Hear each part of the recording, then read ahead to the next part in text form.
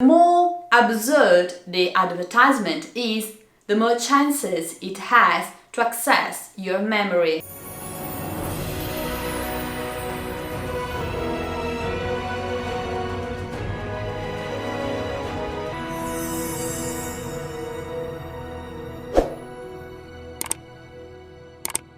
Hi everyone and welcome to John Florio channel. I am Mary and I'm here to talk about the great John Florio. John Florio used the art of memory. He makes explicit references to the art of memory in his works, and his contemporaries brought in their works that he used the art of memory. An example is William Vaughan, who wrote that Florio was famous for reciting many long sonnets to the Queen Anne of Denmark. Actually, Vaughan wrote that Florio loved to recite salacious sonnets to the Queen Anne of Denmark. But that's another story. Now, how did he store all those words and sonnets in his mind? There is one information that the experts of the art of memory don't tell you, and it's the most important tool to easily acquire all the information that you need in your mind palace. But before we start, if you're new here, please don't forget to subscribe to help me grow this channel. So please help me grow this channel, subscribe and share this video with your friends. But now let's start.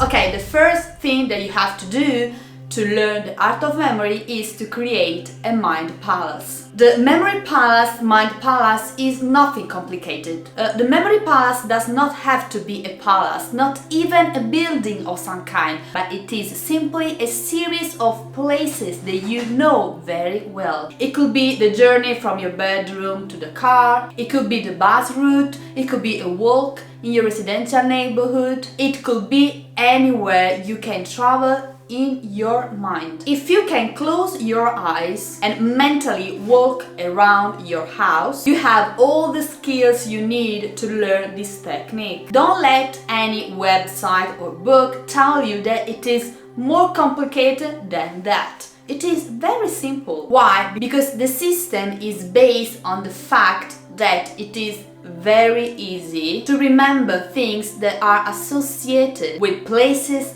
that you know. You just connect the information that you need to remember with a place you already know very well. Remember that the mind palace technique is not for great minds, it's for everyone. The second tool that you need after the mind palace is imagination. Unfortunately, most of adults in the modern world don't use imagination, and somewhat it can be difficult for a beginner to start use imagination for the mind palace. But don't forget that it is very easy to remember something when you link the elements that you already know to what you are trying to learn. Let's make an example. I have to remember the number 230276. So what you do, you associate these numbers to events, people, things you know, and you perfectly remember. Why you need to associate these numbers with people, things, or events that you already know? Because you attach these elements to the third greatest tool for the art of memory: emotion. This is the main reason why we can't remember what we ate yesterday, but we easily remember the day our child was born, the day we got a promotion, the day you got married. Why? Because when that thing happened, you felt a big emotion. That feeling is the essential element that you need that will let you remember everything that you want. Another interesting element is the Restorph Effect, also known as the isolation effect. Predicts that when we have a lot of information, the information that differs from the rest is more likely to be remembered. Let's make an example. I have dog, puppy, cat, zombie pilot jet and chicken. The information that it is more likely for you to remember is zombie pilot jet. Why? Because it's that information that stands out from the crowd. For this reason, it is more likely that you will remember it. Just take a look at any book, film or TV advertisement to see the Von Restorph effect in action. The more absurd the advertisement is, the more chances it has to access your memory.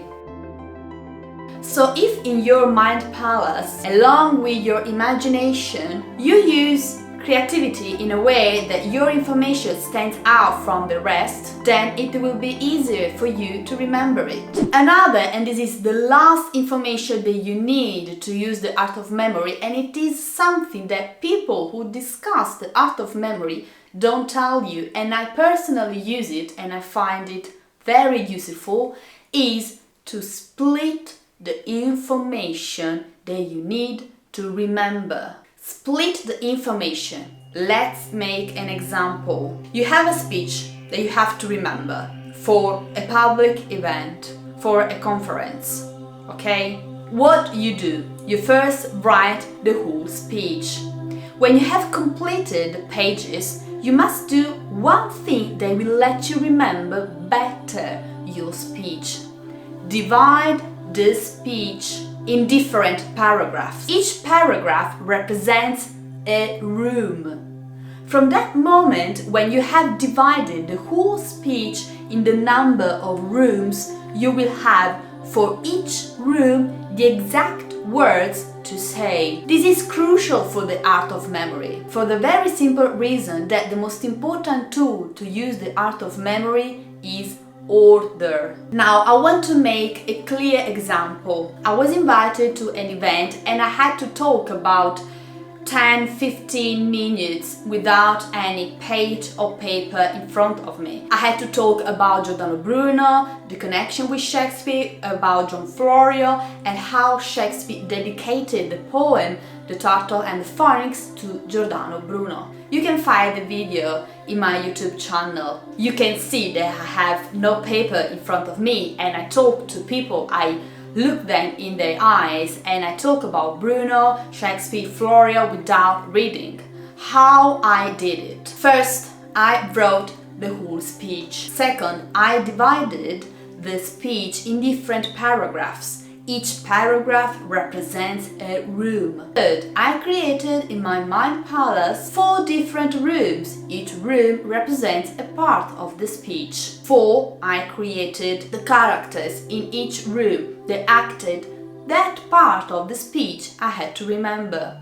How I created those characters? With my imagination. You must have your personal way to create those characters with those emotions that will let you better remember your speech. I'll make one quick example. In the first room I did a brief introduction about who was Giordano Bruno, who was Shakespeare and who was John Florio.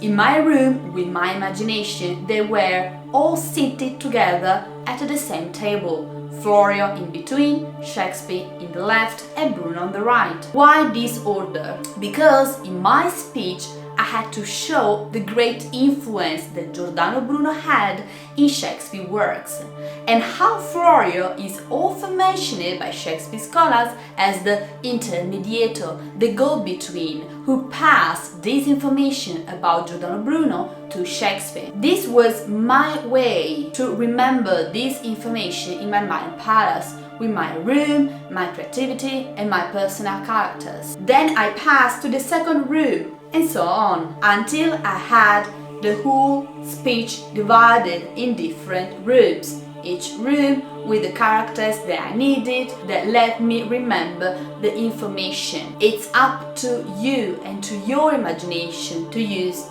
the rooms that you want and the characters that you want. But by splitting and dividing the information in different sections, it will be much easier for you to remember the speech and all the information that you need to store them in your mind palace. Let me know if you will try this technique, and if you have questions, don't forget to write them in the comments below with your opinions, questions, suggestions. Don't forget what Einstein said: imagination is more important than the knowledge. Stay resolute. Bye!